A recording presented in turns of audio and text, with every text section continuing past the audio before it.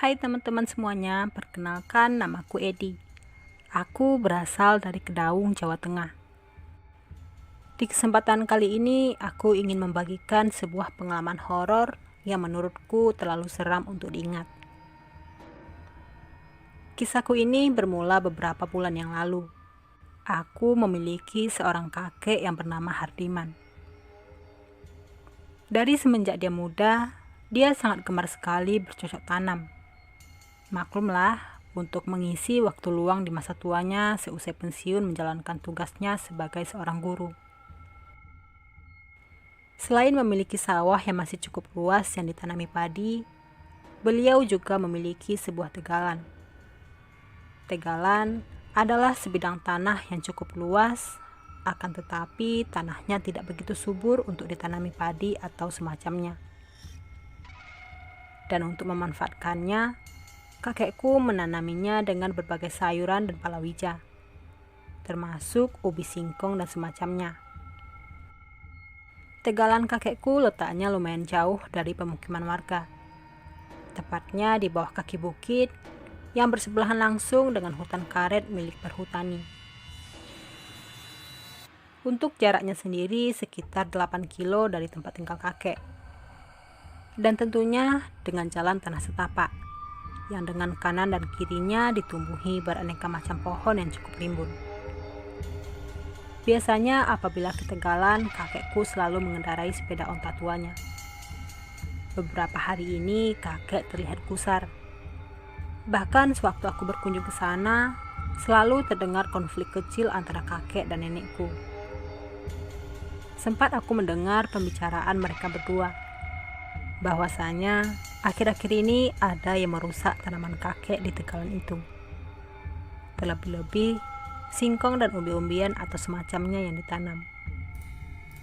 Singkong atau umbi-umbian itu hanya diambil sebagian saja, dengan pohonnya yang masih berdiri tegak. Kakekku sempat mengira itu adalah ulah dari babi hutan, atau ulah rombongan kera liar yang turun gunung karena lapar. Karena mengingat kawasan itu masih tergolong hutan dan jauh dari pemukiman warga. Beberapa kali kakekku mencoba memasang jerat, namun tak satu pun dari mereka yang terkena jebakan. Rencananya malam itu aku diajak oleh kakek untuk berpatroli malam di Tegalan miliknya. Siapa tahu saja aku dan kakekku bisa menangkap basah siapa pelaku pengerusakan tanaman di lahan kakek tersebut. Sehabis mandi, aku pun bersiap-siap duduk di kursi tamu.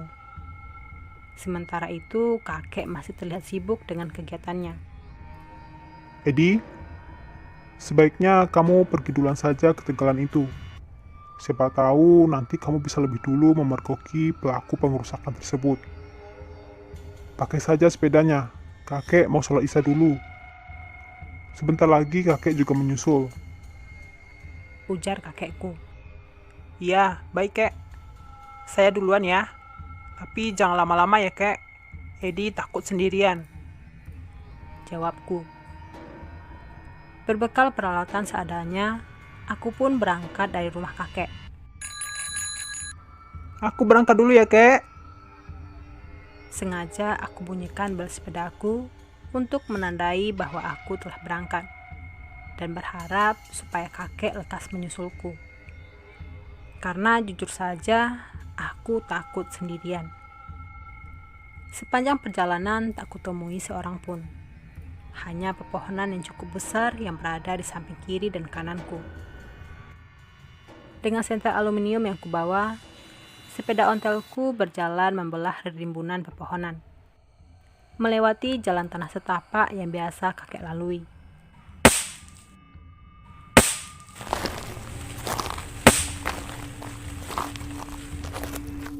Dari kejauhan, aku mendengar seperti suara dahan-dahan singkong yang patah. Beberapa pohon di antaranya juga terlihat bergerak seperti ada yang hendak mencabutnya. Melihat itu pun aku mulai gemetaran.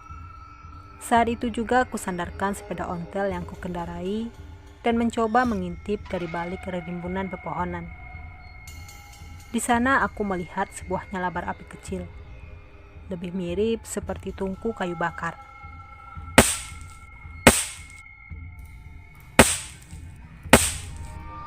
Tak lama kemudian, samar-samar, aku melihat sosok kakekku keluar dari rimbunan pohon singkong.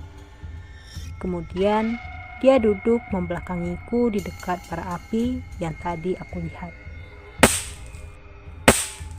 Terlihat, dia sedang mematahkan beberapa buah singkong dari batang yang dia bawa tadi, dan kemudian memasukkannya ke dalam bara api tersebut.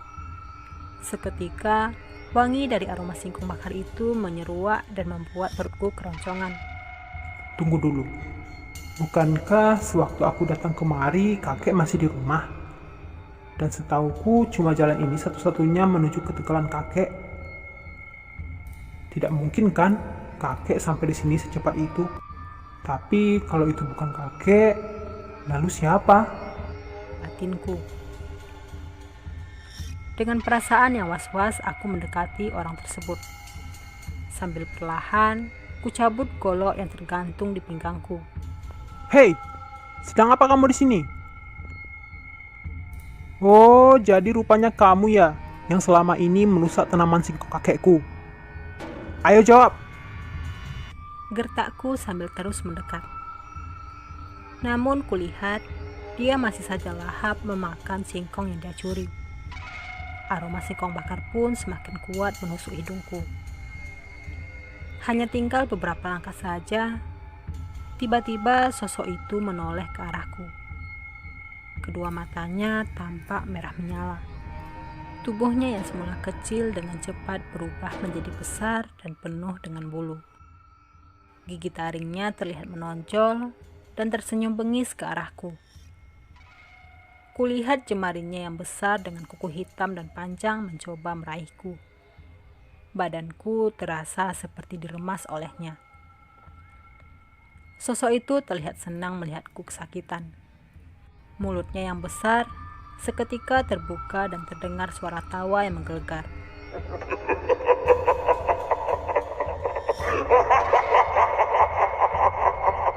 Dengan sekali hentakannya, tubuhnya dengan cepat melompat ke arah hutan karet tersebut.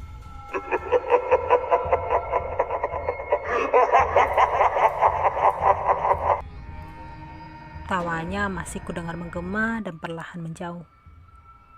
Sampai akhirnya aku pingsan dan tak sadarkan diri. Tak lama kemudian, kakekku datang menyusulku dan langsung membawaku pulang ke rumah. Beliau tidak ingin lagi aku meneruskan mencari siapa pelaku pengerusakan singkong miliknya. Di rumah beliau bercerita banyak kepadaku, bahwa beliau baru ingat. Sebelum tegalan itu dibuka, di sekitaran tempat itu telah lebih dulu bersemayam sesosok makhluk halus sejenis genderuwo, yang mana kegemarannya membakar singkong. Sebenarnya dia tidak mengganggu jika tidak diusik keberadaannya. Dan orang-orang di sekitar situ sudah mengetahui akan hal itu. Apabila kebetulan penduduk sini ada yang lewat dan kemudian mencium bau singkong bakar, mereka akan lebih memilih menghindar dan tidak menghiraukannya.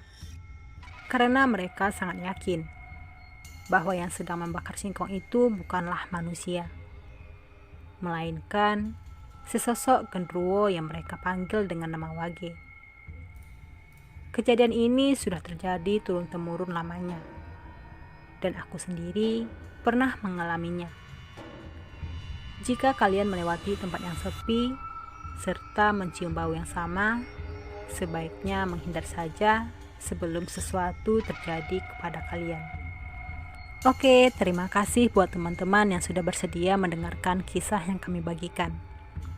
Semoga teman-teman mendapatkan pelajaran berharga dan nilai positif dalam kisah ini. Untuk kisah-kisah misteri lainnya, silahkan pantengin terus channel ini ya. Dan jangan lupa untuk tekan tombol subscribe, like, comment, and share-nya, agar kami makin semangat lagi untuk membagikan berbagai kisah, pengalaman, dan kejadian horor yang penuh dengan misteri, yang benar adanya dari berbagai narasumber. Jika teman-teman sedang mendengarkan kisah ini, pastikan lampu menyala dan tidak dalam keadaan sendiri. Karena bisa jadi Anda tidak sendiri. Terima kasih. Salam keramat, satu nyali tanpa jasad. Assalamualaikum warahmatullahi wabarakatuh.